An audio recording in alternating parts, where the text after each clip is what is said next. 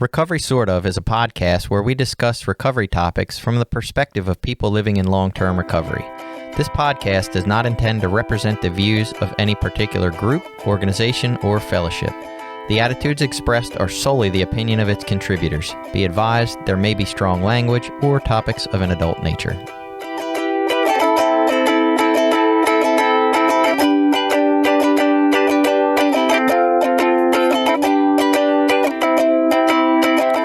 Welcome back. It's Recovery Sort Of. I'm Jason, a guy who has never had to use mommy and me housing.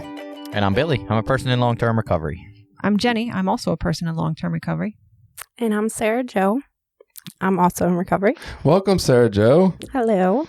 So, if you haven't figured out yet, we're talking about mommy and me housing because we're curious. And Billy and I have never been. We don't know what goes on there. We have no idea what troubles and struggles go on in mommy and me housing, and Jenny was super curious about the idea, so we decided we'd have on Sarah Jo to talk about mommy and me housing. So to start us off, why don't you give us like the 5 to 8 minute version of your story that includes mommy and me housing, obviously, that lets us know like a little bit about you and why you're here to talk about this topic. Okay.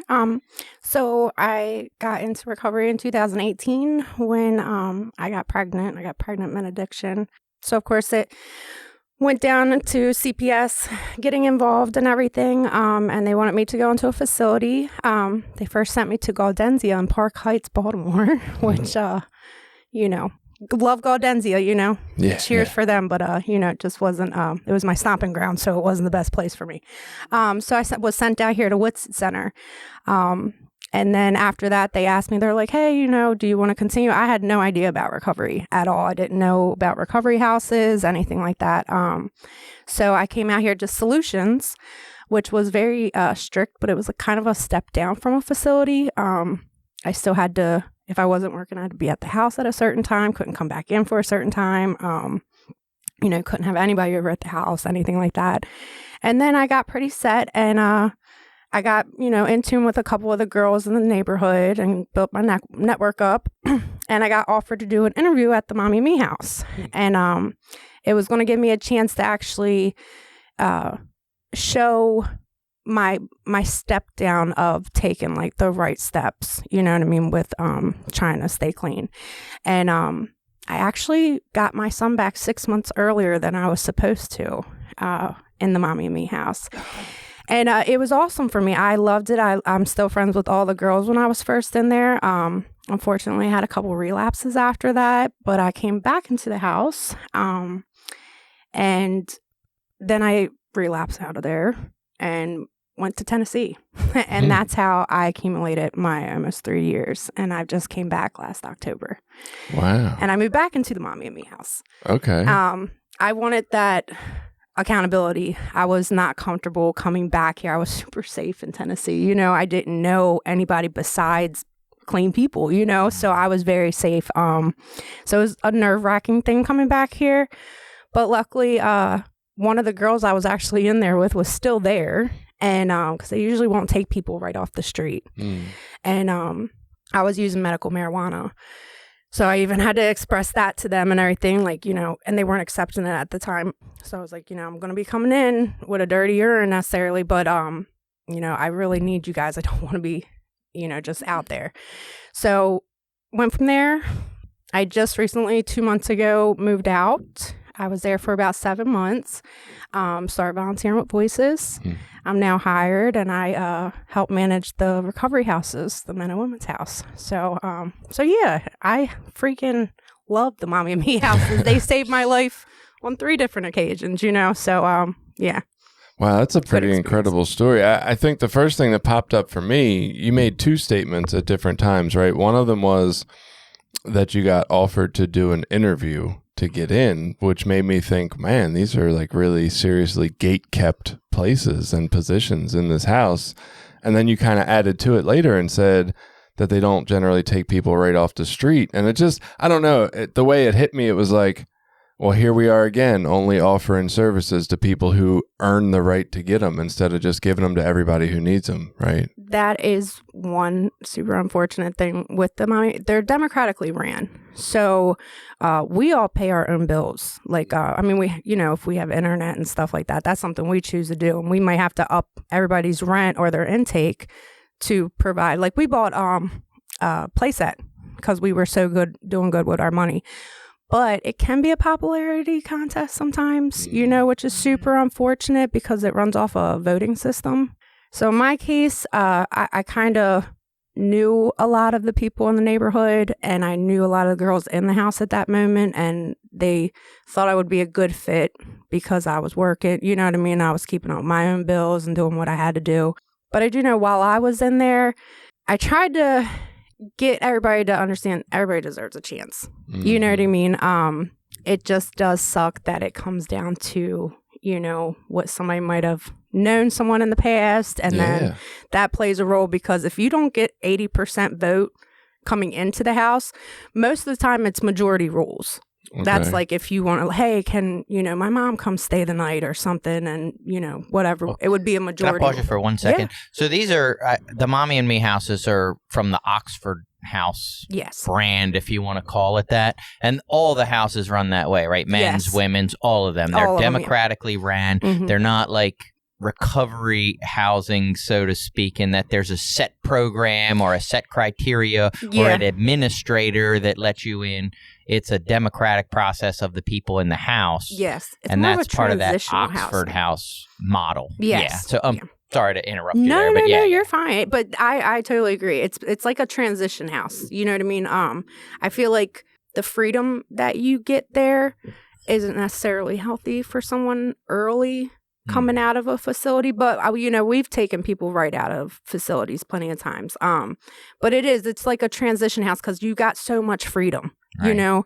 You still have a curfew and a set amount of meetings to hit and everything, but you know what I mean? We get so busy, it's all democratically ran, so you don't have anybody over top of you. Like with our houses with voices, if you don't make your meetings, it goes to the supervisor.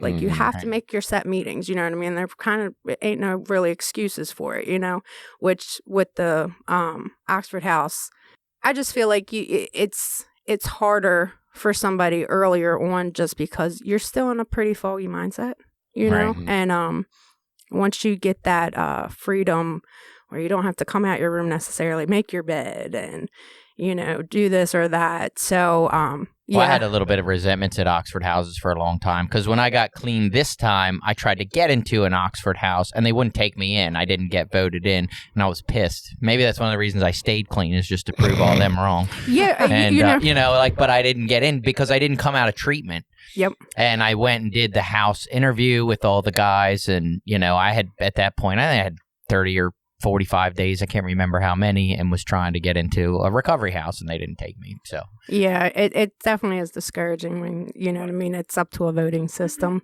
But I stayed clean, and I was fine, and that house ended up closing because everybody in there was drinking. So I made out. Yeah. They were wrong. Proves your ultimate righteousness. So what ended up happening, that house closed, and they, people in there were drinking and carrying on. I was like, that's why they didn't take me, because I was the fucking clean guy. They were all getting drunk. Yeah. I've been around to hear a couple people have OD'd, and we've actually lost a couple people in houses. Yeah. And that's like the ultimate traumatic event for a recovery house. Do you know, is that terminology like Mommy and Me house, is that like an Oxford brand thing, or is that just like a kind of nickname that's stuck to that type of housing? I think it's just a nickname because it's actually called Oxford House Unity North, the one right here in town. Yeah. And then there's one, it's called West Park. That's a Newark. But I think it's just something that's stuck because you get to be mommy and you get to take your kid with you. But I mean, I think if you just have, if you're, I don't want to say it in a way like you have to be at a certain mindset, but I think if you want it, you're going to succeed anywhere. You know what I mean? It doesn't really matter what kind of situation you're in.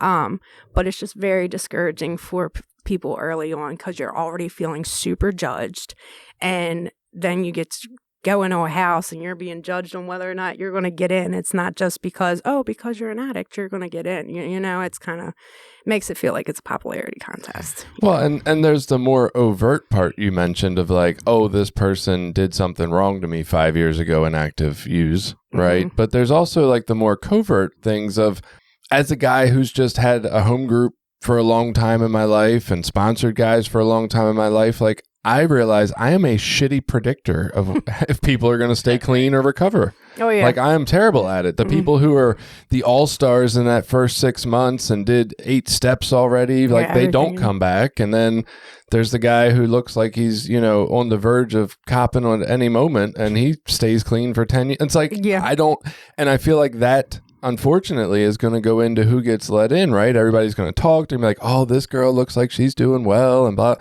We don't know that. And we're keeping the people. Mommy and Me services are providing a service that keeps families together, that keeps connection, that lessens shame, that increases chances of recovery, right? Yes. But we're only going to offer that to people who look like they're ready. Right. You know what I mean? Like who gets to decide that? And the people we're not giving the services to need them just as much, if not more. Yes. You know what I mean? Sorry, I'm just no, dude. I definitely agree. We had several conversations. Like we have an outreach worker that will come to your house when you have your meetings and everything, and it's like a person they're assigned to a certain amount of houses, like in a certain area. So Corey was ours, and amazing dude, awesome guy. But you know, we would even bring it to him like, come on, dude, you know, we got 2 other girls in the house that are like not pushing on this person just because of something so stupid. You know, it's not fair. And sometimes we can get it overruled, you know, and then other times Oxford House is just very big on allowing us to mess up on our own. Do you know what I mean? So they give you that rope to hang yourself in a way, you know, because they want you to like, dude, this is supposed to be your transition back into the real world. Like, if you can't pay your bills here, then what are you going to do? You know what I mean? So, you know, it's just a step down. Like my experience altogether, I think that it definitely should be a whole process of like a facility step down. If you've never been in recovery, you know what I mean? If you have no idea, take the steps to like go into a sober living, you know what I mean? Still have that structure and everything, and then make sure you're comfortable, you know? Stop trying to, you know, get what you want right now, because that's what we all do, you know? So, you know, it's good and bad. How long do people usually stay? You said you were there for 7 months. How long? Is that normal? Is that average? Oh, well, the one girl, she's been there 3 years now. Wow. Yeah. And is that frowned upon or encouraged, or how's that? No, actually, my old Oxford House, he was there 8 years, and he still lived in a house, and he worked for Oxford and everything like that. Actually, I think a year ago, he just recently moved out. Yeah, I've known people that have been in some of those houses for years. Yeah. I mean, and if it works for them, great, Okay. you know? Yeah. They stay stable. Do you know if the Mommy and Me houses, do they take single women with kids, or do you have to come in with kids, or will they also take people that are trying to get their kids, or all of those above? What about people that are trying to have kids? So they're already all of that. You can only actually have a certain amount of kids in the Mommy and Me houses, just because of fire code, probably. Yeah, there's probably a fire code of number of people. Safety and all that. So you can't have any kids above the age of 8, which is a real hard, you know what I mean? Because we've had so many women that have like 13-year-olds and, you know what I mean, 9-year-olds, and they're like a year over, and we can't. I think it's because of nothing that I've ever experienced being in them, but just from what I've been told, they've had, you know, different occasions, which I'm sorry, I'm about to take this very dark, but like kid has been touched, you know what I mean? Because you're in there with other people, and way down, I was like, they talk too much. I gotta tell people what the fuck's going on there. But, They'll tell everyone our secrets. When they're under 8, nobody's gonna believe them. After they're older, you know, they know and that's they're like, aware. It doesn't make any sense. It makes no sense at all that, you know, some of the rules, but. And that's just in the Oxford House version, though, right? Because I believe the other one in this area, they do take older kids. Yeah. You can. I actually don't know if there's a cutoff. I don't think it's at 8 though. If it is for Brentwood, I think it's way older. Because honestly, I think the cutoff would be like maybe like 14, 15 because they're technically still a child. They're not even, So it's been argument, here and there with us. But I know while I was in there, we had 3 toddlers and 2 infants, and that was like we were topped off. You know what I mean? Because you can have a mom with 2 kids or several moms with just 1 kid. And then as far as for infants, I think they only allow 2 at a time. But I've never really been there where it's been like a really messed up situation for somebody that we really couldn't let them in. I've just heard of it. You know what I mean? That has been like a thing that has not pushed somebody out, but kept somebody from coming in is because of like how many kids they have or the age range they are and everything like that. So I was noticing, just trying to read through and get a little educated before this episode, like I guess what we're talking about in this Oxford House type Mommy and Me program is a little different from some of the more structured Mommy and Me programs that were saying, they had rules around. It's usually for a year, 18 months tops. It's only about getting yourself together. And they had like programs coming in to teach them cooking, healthy, and all this kind of stuff. Parenting and that would classes. so that would be something slightly a little different. Both having their usefulness for sure. The thing that struck me about, do the kids sleep in the same room as the moms? Yes. Okay, so it's always shared rooms. Yes. I wonder if that has something to do with the 8-year-old thing too, because I believe there's some kind of, at least in Maryland, some law about a kid needing their own room by a certain age or something. Or like, boys and girls have to be separate even by a certain age. Oh, I didn't even know that. I didn't know that either. Not followed well. Right. But they're on the rule books. And I mean, really, you know what I mean? Like one of the girls, she had a bunk bed in her room. I mean, we're coming straight off the street sometimes. You know what I mean? We don't have anything. So, yeah, of course, like my daughter and my son's going to sleep in here with me, But I don't know. I think they might throw some stuff at you just because that's just what the real world is going to do. You know what I mean?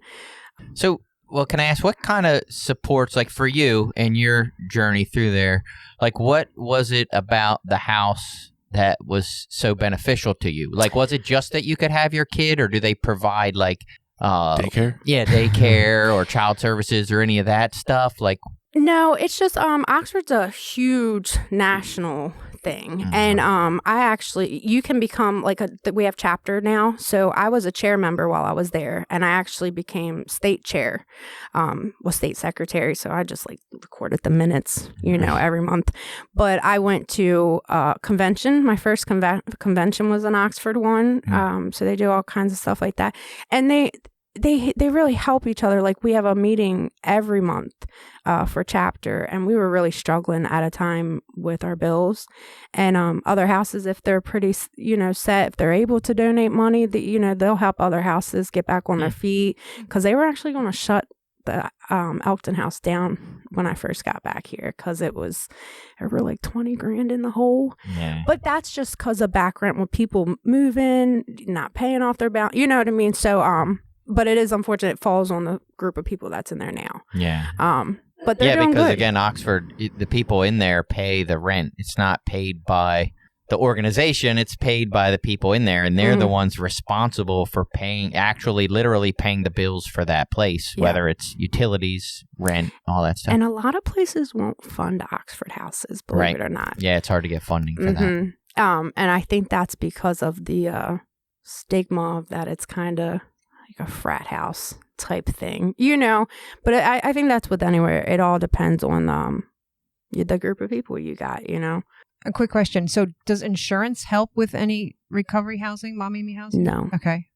Is that only if it's considered like, I don't remember the exact words, but if it's considered like recovery housing, like there's a certain level, I can't remember what the numbers, it's got numbers and shit, but it's got to be a certain level of recovery provided before insurance will cover it. So like when we get into like there's recovery housing and then halfway housing and then 3/4 housing, and these are all different levels of services that they provide. So like the one that's in this area, Brentwood, they provide a lot more like counseling and in-house meetings and structured, recovery, I don't know what you call it, benchmarks that you have to hit if you want to stay there.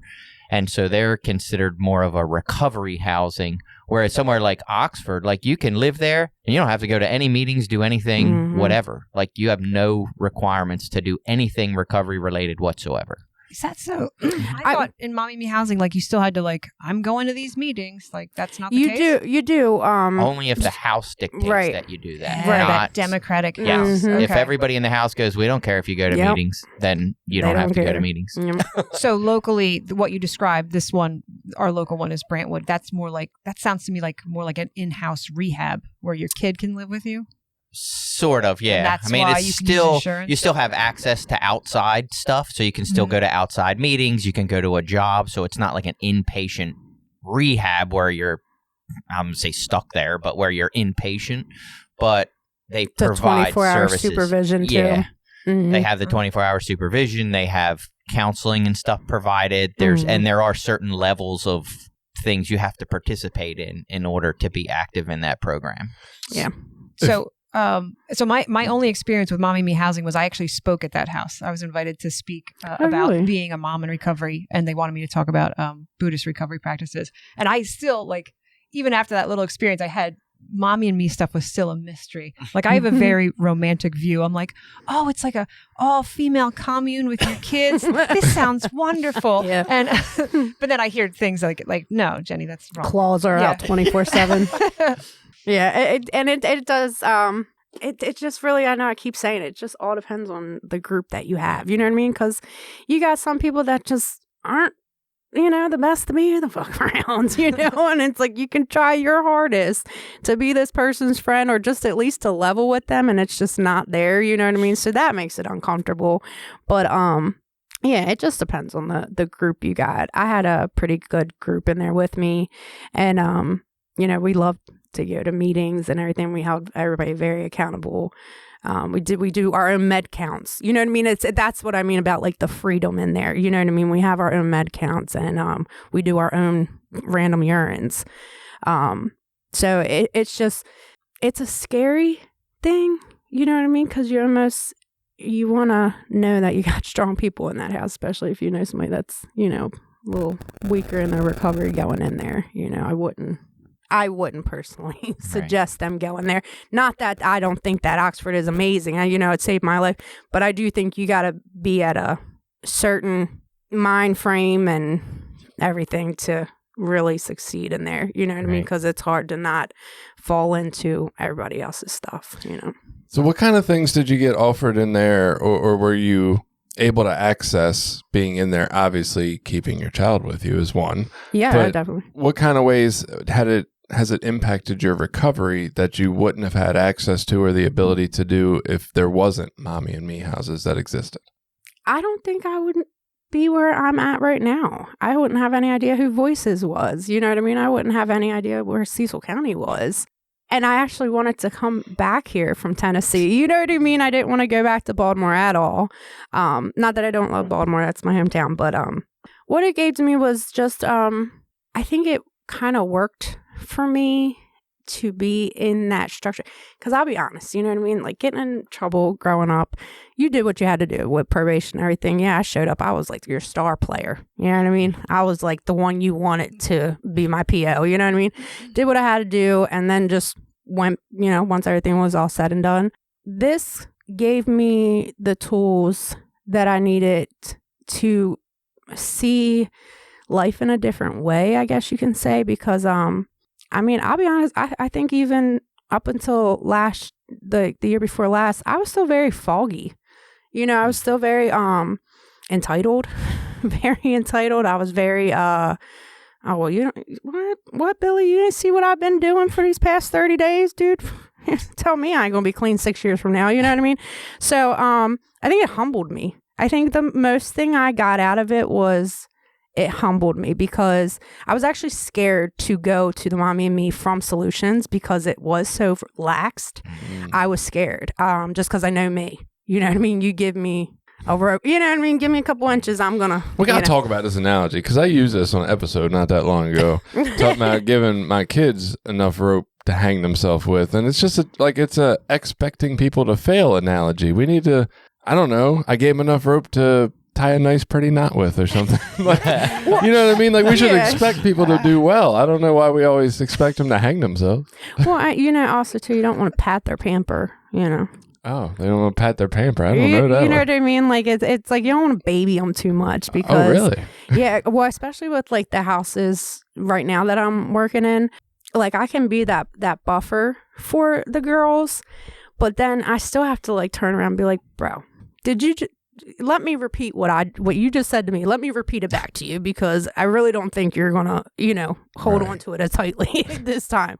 But yeah, I don't know. I just think I got a lot from it. I think I think it was a whole bunch of different things that have gotten me to where I am today. But I do think that Oxford is a huge part of that, just because that's where most of my recovery and clean time accumulated at. You know what I mean?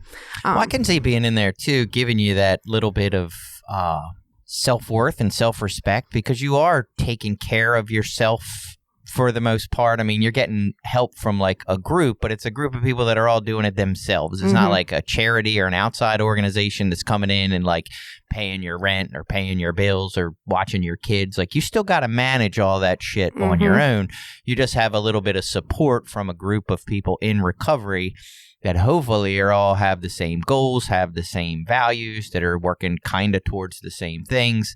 And so that support can give us that connection and that community that we lack when we're out there. Well, not that we don't get that with using people, but that's where we get it when we're using, is in the using community. Yeah. And we get clean, we need those same connections. And I imagine having your kids there is going to help with that, like, generational trauma, like or we all grew up in this generational trauma, and our kids are going to still be able to have that relation with their parents, hopefully. Yeah. I think they can offer a whole lot. I think some people also work better, getting pampered. I don't. I kind of need, like, as much as I'll fight it, I need that, like, that tough love. You know what I mean? And I almost need to feel like I am right and I'm going to prove you wrong and still fall on my face. You know what I mean? Because that humbles me. Because then it's like, oh, okay. You know what I mean? And that's why I got into a place now where I'm like, let's not go off the first thoughts there, you know what I mean? Because it's probably not the best one, But yeah, I mean, I think I've gained every kind of support. It's just I think I gained every kind of support just in my journey in general. But I just think it's evolved now. I guess, and this is an informative episode for me, because when I picture Mommy and Me, I was picturing much more like structured programs and more services offered. Like, to me, if you're a new mother in recovery or a mother in recovery that's trying to like get an education or get back into the workforce, you're going to have to provide some kind of childcare during the day or services around that. And, there's going to be parenting classes, because this is obviously a population that, it probably did not get the best parenting. So let's try to like retrain them to do something different. And I guess here in this version of the Oxford House that's Mommy and Me, it's great that we have these people together and connected, and there's surely some support in like, I'm not going through this alone, and I can pick up some of these good behaviors from other moms. But I'm still, I guess I'm like, man, I'm surprised there's not more offered. Because like I would picture those would be really, really useful things for people in that situation. Yeah.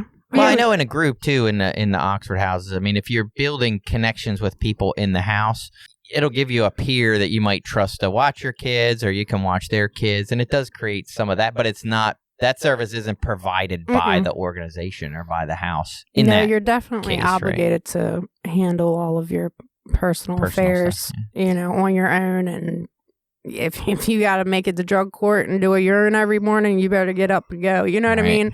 Nobody's going to come wake you up, or it's not like Ashley's. They don't put a schedule up underneath your door every morning, Do you guys share, like, like I'll watch your kid and you watch my kid? Does that? Oh God, yeah. Okay, just yeah. That's and I have a problem saying no to that. Sorry, girls, I love you and your kids, but that's why I say I had an awesome group.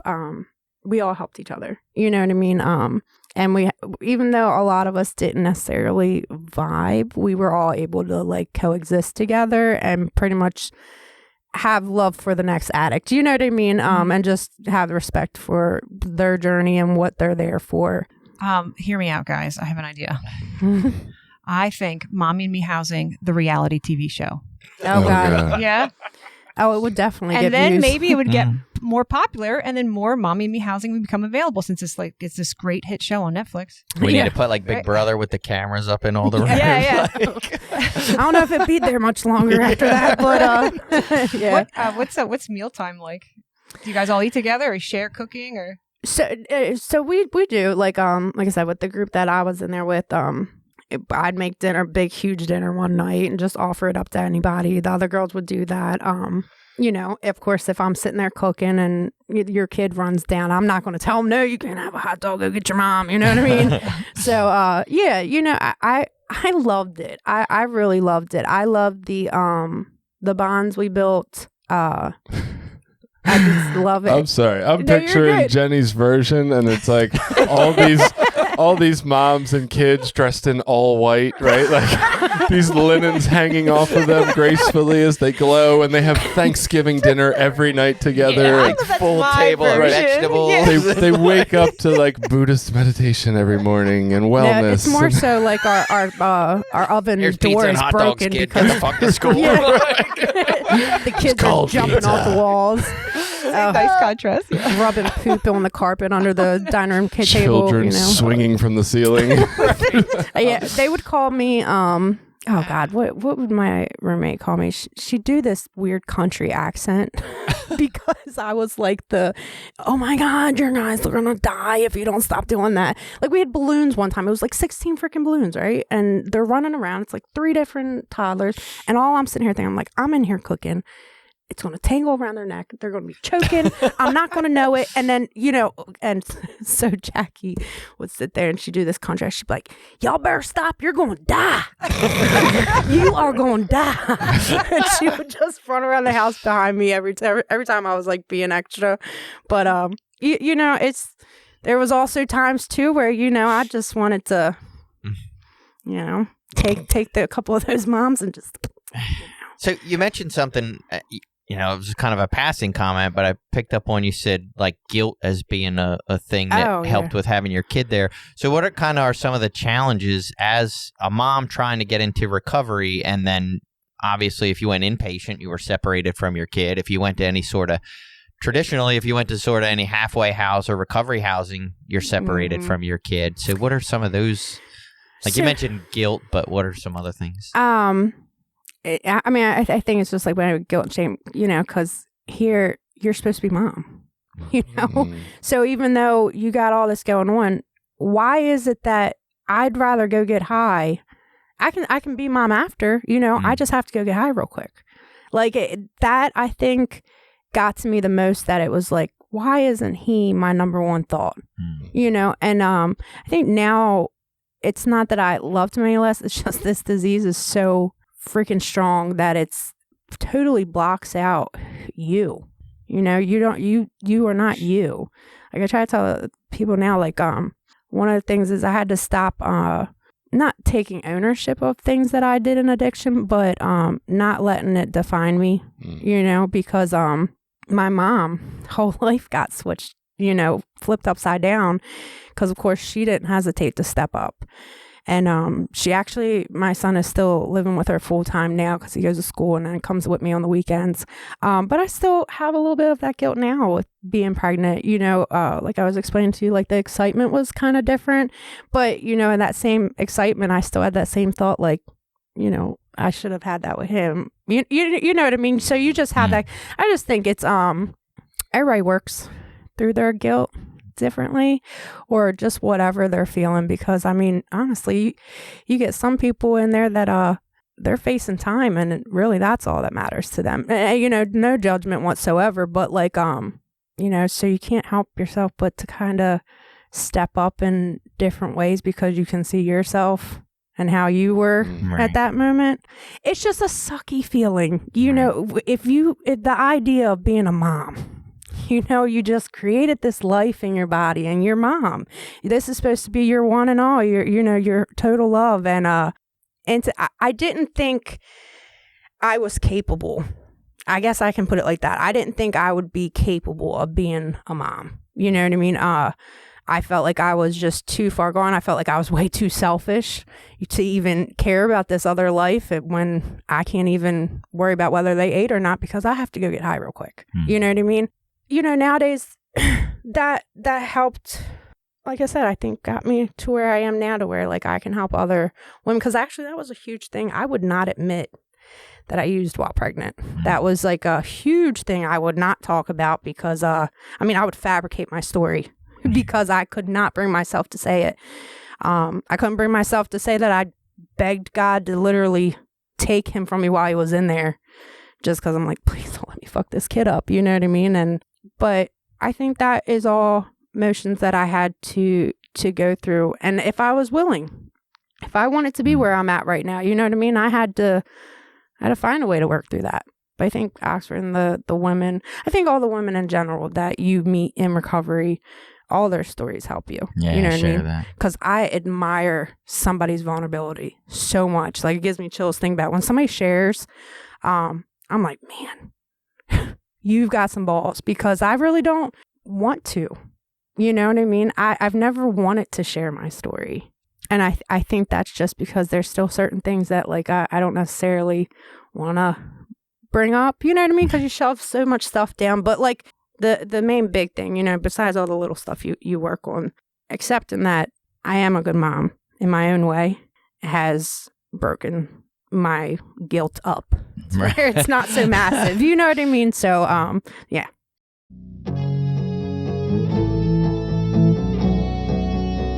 This episode has been brought to you in part by Voices of Hope, Inc., a nonprofit recovery organization made up of people in recovery, family members, and allies.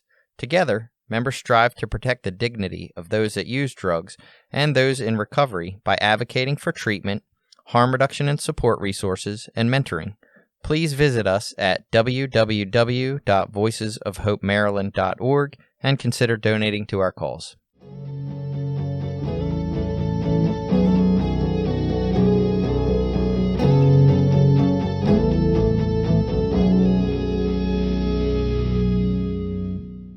Well, when we talk about guilt and shame of moms who aren't raising their kids or don't have the ability at that point in time to have their kids with them, the question rose up before the show, like, why are there not more daddy and me houses, or why do they not exist? And part of this guilt and shame is where we can go to look for the answers to that. Yeah. Men aren't raised expected to take care of their kids, right? We're still early into the transition into like, oh, men and women should share work at home now that they both work full-time jobs, right? It shouldn't all be on the woman. And that would explain it. Like, men aren't having that overwhelming guilt and shame most of the time. I'm not saying it doesn't exist for some. I'm not saying some level of it doesn't exist for some, but it's a completely different cultural expectation on the women in our society, which would explain a lot why there's so many more mommy and me situations needed than daddy and me situations. I'm sure it's out there and needed somewhere, but it's not really the thing that it is for women, I guess. Yeah, no, I definitely agree with that. It's just not, just because dealing with different people, it was up to the mom or the dad, like whoever steps up, because if not, your kids will go in foster care, or, you know what I mean? But yeah, I do think that, I know a lot of guys in the Oxford house that have literally tried to advocate for this daddy and me because it's needed so bad. You know what I mean? We even have somebody that works here that he's an awesome dad. He lives in the Oxford house. He's got like 3 little girls. Awesome. You know what I mean? It would just be nice to have that, because it would stop that like stigma, because Maryland's a mommy state. You know what I mean? They definitely want the mom to step up and do what they got to do. But you can't always do it. You know what I mean? If a huge thing for me in my recovery was figuring out me, trying to get back to me before drugs and all that. And man, I'm still working on it. You know what I mean? But well, that is a thing I can think would be a struggle. Like, I didn't have any kids when I got clean, but it was like the mentality coming in was like, all right, just focus on yourself, take care of you, do what you got to do to stay clean. Like, I didn't even have to fathom trying to take care of some other complete human being. Mhm. Right. You know what I mean? Right. Like They it were wasn't- telling you to have a plant first. Right. Right. Get a plant, then a dog, you know, Don't whatever. have no relationship for a whole year first. Right. Right. And so I guess as a mom coming into recovery, and this is just out of ignorance, like, is it a good idea for these moms to have their kids in the first 30, 60 days? Like, I mean, it's probably maybe good for the kid, but it seems like that might be tough. Like, Yeah, and I think that's just probably something that they struggle with. I can't imagine being a CPS worker. I really can't. I mean, I freaking hated mine at first, you know, and I love her to death now.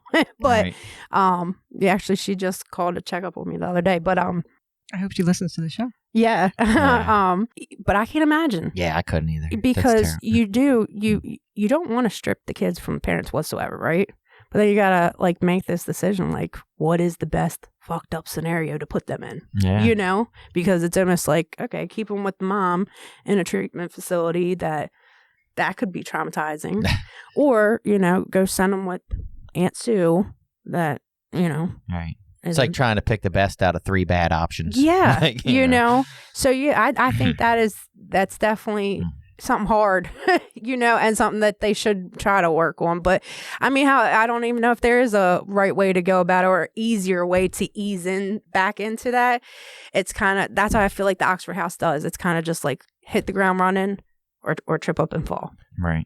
Do you think the states that are going to make abortion illegal are also the states with the fewest mommy and me houses? Just Probably. curious, the ones that may need it the most in Oh, yeah. 5 years? No doubt. Oh, Yeah. sorry. Probably. Yeah, so why is there not enough of this already, right? Why do we not have, if we're saying that this is all about connection and coping and generational trauma and all these things that we're starting to think, you know, contribute to the substance use, ACEs, like why is there not more funding for training mothers as they get into recovery, or mommy and me housing, or places and ways to make this, like when Billy says, should they be alone with their Well, kids the that's what first I was- 30 or 60 days? I'm that's what I like, was about to say. supervised fucking maybe. Like, Right, probably not. right. And I'm that's not- what, when you first asked me Yeah. when we first started, I had no idea I was going to answer this question because I don't know why, you know? Mm. But honestly, now you said that, Billy, it makes sense because it's almost like you have an abundance of men recovery houses Mm. because it comes down to it. They come with less baggage in a sense, right? You can house them more, you know, they got their own things going on. So with the mommy, maybe because it's not as successful as they would want it to be, so they keep it to a bare minimum. You know what I mean? That it is something needed, but we don't want to do an abundance of them because then we're just going to have 5 fucked up houses instead of just one. You know what I mean? And it's trying already to hard enough. critique Yeah, it's hard enough to do a regular men's house successfully, Yes. let alone add all these other challenges. kids. And, Yes, Right. yes. Because how you were talking about, you know, flushing wipes.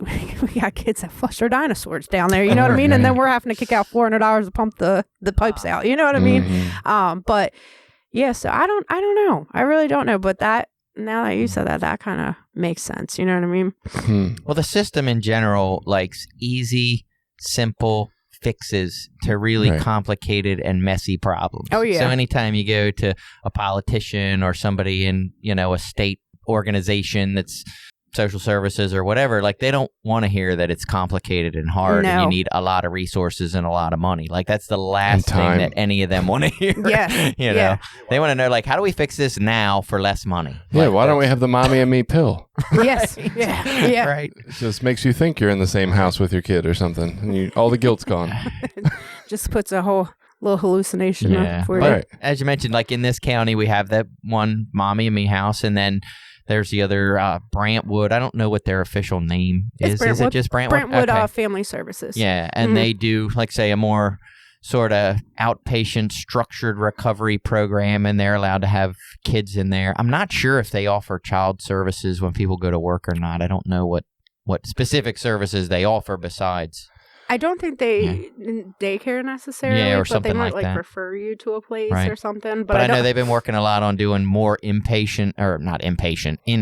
recovery meetings, bringing outside meetings in, because it's harder for the ladies to get their kids and get out to meetings. Mm-hmm. So they're trying to have more meetings come in, like things like that are going to help with that. But imagine that, see, that was one thing that did not work for me was In-house meetings? Well, no, not in-house. Just being confined.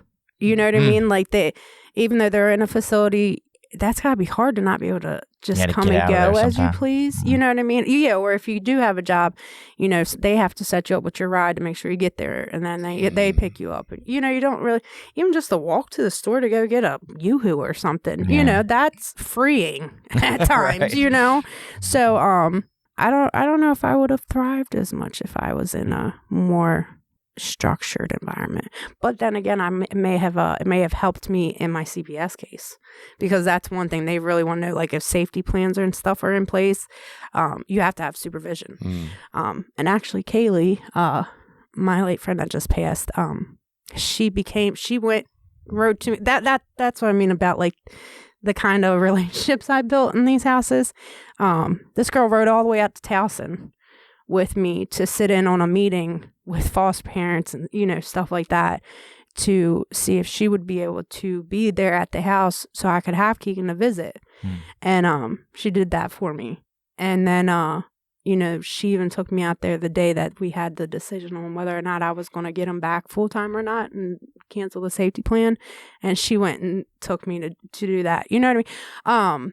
I hold on to things like that just because, man, for somebody that's in the same boat as me to care about me when I can't even really care about myself, that just, I think that's just one of the best things about Mommy and Me houses is the relationships you can build. Yeah. And Jenny, going back to your question about insurance and its ability to cover any of these services, part of the reason there's not more of these services, or there's a shortage of places like Brantwood, is because insurance doesn't ever want to cover anything where there's an actual medical intervention to help people. It's or they'll only cover for a certain amount of time, right? Or our model of insurance, I should say. We don't live in a model of medical health where it's you need this treatment, go get it. It's you need this treatment. Which insurance service do you have? How much is being paid for it? How much cost gets covered for that? Do you have enough to fund the rest? So that's another reason, because it's not going to be available. Would be interesting. So with the rent in the Mommy and Me house, is it divided up just amongst the adults, or do you have to pay more if you have more kids? So a Mommy and Me room, when I was just there, you paid $160 a week. For a single, you paid $130. But like I said, it fluctuates. So if you're doing really good with your bills, you have the whole house that house can hold 8 women. With kids. So actually 9, because one of the rooms is a double. So it can hold 9 women. Maybe that's another reason they don't have enough. There's not a lot of houses that could hold that many people. Yeah, you know what I mean? That's what I was just thinking about. But you have to pay more just because they consider that you use consume more electricity. More stuff, right? You use more water. People consume shit. Yeah, right? So they do up it. It fluctuates, you know what I mean? And that just goes back to the democratically ran, you know what I mean? If you're short on your bills because you only got 5 people in the house, well, guess what? You know what I mean? You got to up your rent. So it can be discouraging, but then at the same time, I just think it's a real good way to put you in reality, because they're about to up my rent $100 come January. You know what I mean? Right. So I'm used to it because that has to happen to me. Yeah. So it definitely does change between whether or not you're single, and they do accept single women in there. I think they only have about 3 Mommy and Me rooms right now. And that's just because of the size of the room and whether or not you got the space and everything like that. But yeah, a lot of them do run off of single women for the most part. You know what I mean? Have you ever been there when somebody's gotten kicked out for not paying rent or behavior or anything? Ooh. Yeah, I had to be the one to put people out. Do they have it? And Like, I want to know what that's like. And did you have to kick out somebody with a kid? So you just take them out, you pick the kid up, and just set them out in the rain. No, And then that's the mom, exactly what I'm then the picturing. mom gets the hint and just goes All out. right. I This think isn't allowed here Yeah. anymore. So we're shutting this. You can do what And you I want. see the light just going away. So that is one thing.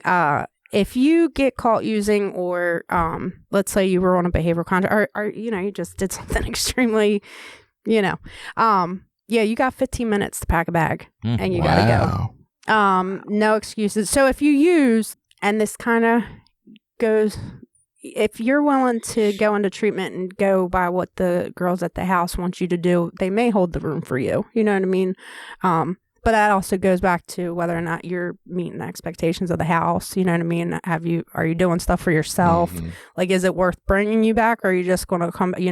Yeah, it's almost like being a roommate anywhere. Like if Mhm. you're in a house with a couple of guys and you get along well, Yeah. they're probably a little more forgiving than if you're the asshole that eats all and the I food. was definitely the asshole for a little while. Survivor, Mommy Well, and Me I edition. come back from Tennessee, and Great like I show. said, the one girl was in there, but the rest of them were from Ocean City. They had no idea about a Mommy and Me house. And supposedly the house was just flipped right before I came back. So these girls had no idea the rules, the policy procedures, anything. They were just told to pay rent, don't get high, So when I got in there, I'm like, what the people are coming in late for curfew. And it might sound like little things, but like if you're 10 minutes late for a curfew, that what time it is. You know what I mean? That's irresponsible. Like, stop. Don't be a dick about it. Come home at 11. Don't tell me, oh, I stopped and got me a Red Bull. Well, guess what? You should have waited till 7 a.m. when you left for work, because you're late, So I was the dick for a little while because the house did so well for me when I was first in there. I was like, you know what I mean? Come on, guys. Like, we got to get it together, or they're going to take this house and we're all homeless. But nowhere for our kids, nowhere for any other Mommy and Me's to come. It's like, so it helped, though. You know what I mean? And actually, it's a blessing that I was in a place to even be that person. You know what I mean? Because I was definitely a person like, I don't care. Gotta be late. I don't care. You want to stay out? I don't care. But Well, you probably see that managing the houses now. Like it's got to be a hard line trying to figure out, all right, how much. Because people that are early in recovery are going to make mistakes. Like, Yes. that's just a given. We all do. None of us is perfect. But how much is okay and how much is taking advantage and too much? And how do you work all that shit out? Like, that's just really I hard. think it's scenario to scenario. Right. You know what I mean? Because like we say with the house, what we do for one, we got to do for another. Right. But then we're also very person centered. So we had a gentleman that couldn't get a job because of his background. So he was able to take like an overnight shift working, and that's not something you're allowed to do.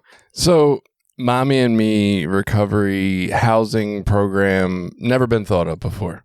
You and Jenny have been talking. You're realizing there's a lot of moms coming into recovery. There's a need for some type of program. You just invented it. You come on this show to tell us about it. What does it look like? It's perfect? What is the ideal situation for new moms to come in and have some sort of program available to them? White linen. Yes, Yeah. white linens, morning Robes. meditations. Yeah. That I breakfast full of food like you see in the movies where they Right. don't eat it. They just grab a slice of toast and run out the door. But it's a full stocked fruity Oh, breakfast. no, it's got to be that melons, Cheese like different danishes by melons the front door with, every like morning. green shit that nobody eats. I think it would. I think what we all talked about, everything would work. Like, services provided. Mm. I think that would be a huge success for the Mommy and Me's because Buzzword: wraparound services. yeah, seriously, because it would help. Because like I said, you go in there and you're expected to do what you have to do because you already know what you got to do, right? Where like with the houses that I'm in now, if like I could take what we do, like we have a whole checklist of like, do you have your ID? Do you have insurance? You know what I mean? Are you planning on getting a vehicle? Do you have a resume? It's different stuff like that. Like, we're literally there to like help, and we have so many resources to like point them in the right direction to get their first resume written up. You know what I mean? One of the girls in the house, she came from RCA. She's now working there. So I think that would be an awesome thing. And also too, I think some type of supervision. like they don't have a house manager for Oxford houses. I think a house manager would work in a way. Not necessarily to like even maybe somebody paid through Oxford to just be like a monitor in the house, just to like show them way of doing weirdly things. enough, that came up in a different conversation. Apparently in Maryland, so in other, and you may know this better than me, but in other states, like in Delaware, the state will pay for a coordinator. I guess it's not really a house manager specifically, but like a coordinator that the state pays to go around and monitor the houses. But Maryland does not cover that or does not pay for that. So what's happening in this area is that the coordinator who manages, I guess, the Delaware houses comes down and manages the houses in this area. Really? Yeah, that's what someone explained to me that used to work there. Huh. So I was like, oh, I had an outreach worker. Yeah. He told were me they from Delaware or were they from Maryland? Yes. That's crazy because we have really high taxes here, but Delaware's a pretty more people-centered person. You did mention somebody named Corey that would check on the houses. What is that position? Oh, was he? That's what was my question. Was he from Maryland or Delaware? He's in Delaware. He actually lives in a house. Okay. So he's our. So he see, works that's the for Delaware person coming down to Mhm. manage the Maryland shit because we won't pay for that coordinator. And there's only 3 Oxford House in Maryland. Hmm. No. I'm sorry, I'm lying. There is. It's like out like Cumberland. I think like maybe. up far. It's out. You know what I mean? It's really far. Well, that might be why, because they don't want to pay for that outreach worker, and that Probably. makes it has to fall into some other jurisdiction. And, Yeah, because we just happened to be able to. That's why we didn't even have a chapter at first. Like Right. they just started the chapter because Delaware's already had a chapter for Oxford. yeah, and that's what it was, the outreach worker. So Mhm. Delaware, and I don't know which part of Delaware the state funds that outreach worker. Delaware But in does a Maryland, lot. we don't do that. So we don't have an outreach worker. It's the Delaware outreach worker that Yep. has to oversee. Mm-hmm. And Anyway. we've actually lost one of the men's houses this past year. So it's just the one mommy and me, and then the one men's house right on North Street. Hmm. Yeah. Well, I don't think my assumption about mommy and me houses was too off. It seems like idyllic and cheery, even though you guys fight and because in the end you have a very glowing like memory and gratitude for mommy and me housing, even though definitely. like at the ground level it may not be so white linen-y with fresh fruit, all Yeah. the time. Yeah. Real house moms of Recovery Hills. Yeah. Mhm. Good Lord. That man, listen, you'd probably make good money off of that because there'd be a lot of views. It would be definitely a We'll be in touch. My 2022 people Jerry will be in Springer. All right, gonna tell go- us the craziest story of Mommy and Me that you have. Craziest story. Not like guys found in closets or Oh, well, God, You know. that's just, that par just for the happens. course. See, for normal people, that's a lot. Like if I found a kid in my daughter's closet, I'd be pretty freaked out. But I guess Oh, yeah. that's pretty normal. Well, I have I heard mean, they're not virgins, Billy. They are mommies. I have heard of it, a couple people locking their kids in closets, but nothing like that ever happened while I was there. I don't even know. Oh, probably the craziest thing that happened was one of the girls. Sorry, I know anonymity's fully, still here. She was having her sugar daddy come and meet her at very late night. I just happened to be up checking on another girl who was late, and I go to knock on her door, and her son just chilling in the room. I'm like, where the heck is she at? I walk into the kitchen and everything. No, she's out on the side, and freely told me like it was nothing. I'm like, oh, so yeah, that's probably just the craziest thing I dealt with, just because I don't deal with stupid very well. You know what I mean? And I thought, if anything, lie to me. Right. Don't tell me you're literally out there, doing what you got to do with your sugar daddy, naming him that. But, I mean, what percentage of my bills is he funding? Because Yeah, I'll right. straight up she own was it very too. late on rent. That's why I was a little pissed off too. Because I'm like, why are you so back on rent if you got, your Call him daddy out there? tomorrow. Yeah. You're gonna have to reevaluate that contract you got with him. He's not doing his part. Yeah. But yeah, Ugh. not necessarily too crazy. Right. Well, Sarah Jo, we appreciate you spending time with us Thank this you. Sunday Yeah, thank you morning. for coming. It's been wonderful. We've learned a lot about Mommy and Me that I had no clue. I had my theories that it was all well structured and, Yeah. implemented and Fart and apparently glitter this and is stuff, just you know? yeah. Every day. Exactly. It's Yeah. just Anyway, before I go any grosser with any of that, thank you again for coming on, and everybody you. out there, support Mommy and Me in your area if you think it's a needed thing, if you think it's a useful tool, and maybe we can get some actual like standards of service around this kind of level of care. So stay safe out there.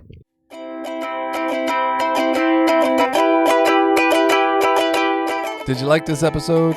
Share it with people you think might get something out of it. Check out the rest of our episodes at recoverysortof.com. Also, while you're there, you can find ways to link up with us on Facebook, Twitter, Instagram, Reddit, YouTube, anything.